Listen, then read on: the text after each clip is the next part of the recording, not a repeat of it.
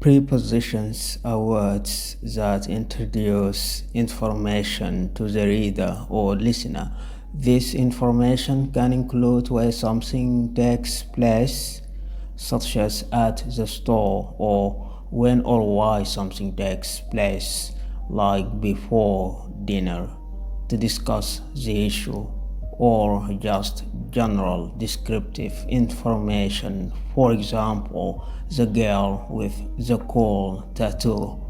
There are approximately 80 to 100 prepositions in the English language, and here are some examples of them: about, across, after, along, below, beneath, in, of, except, onto, out, under, underneath, opposite, within, without, down, beside, from, until, on.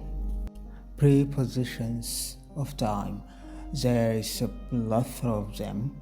Examples of the ones used quite often are at, on, in, since, and for. We use at to designate specific times.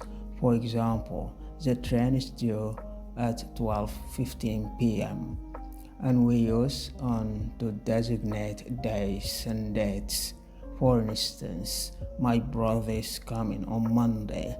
As for in, we use it for non-specific times during a day, a month, a season, or a year, such as he likes to jog in the morning.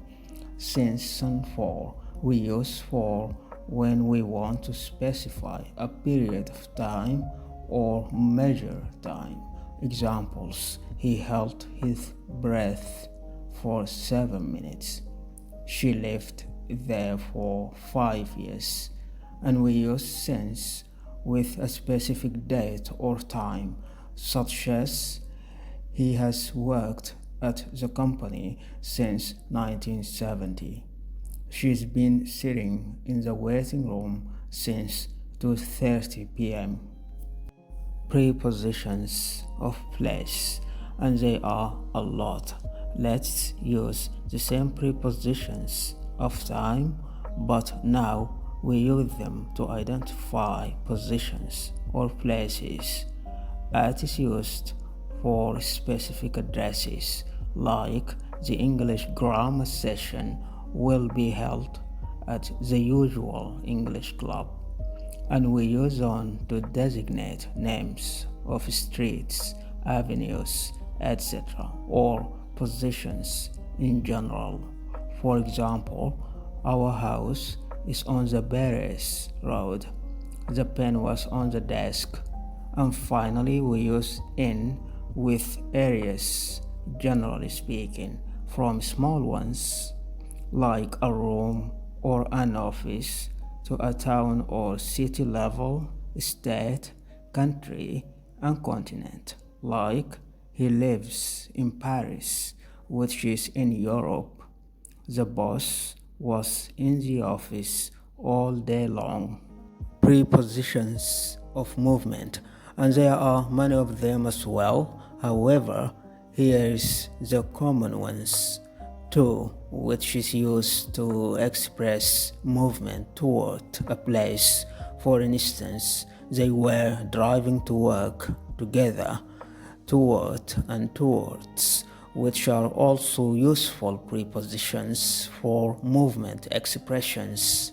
They are simply different spellings of the same word, so use whichever sounds better for you. For example, she moved toward the door. Onto, which basically means above or on top of, like the cat jumped onto the keyboard. Into, and this means inside of, such as Mary danced into the house. We left the building and walked into the street. With words like home, downtown, up down, inside, outside, downstairs, upstairs. We use no preposition. For example, Grandma went upstairs. He went home. They both remained outside.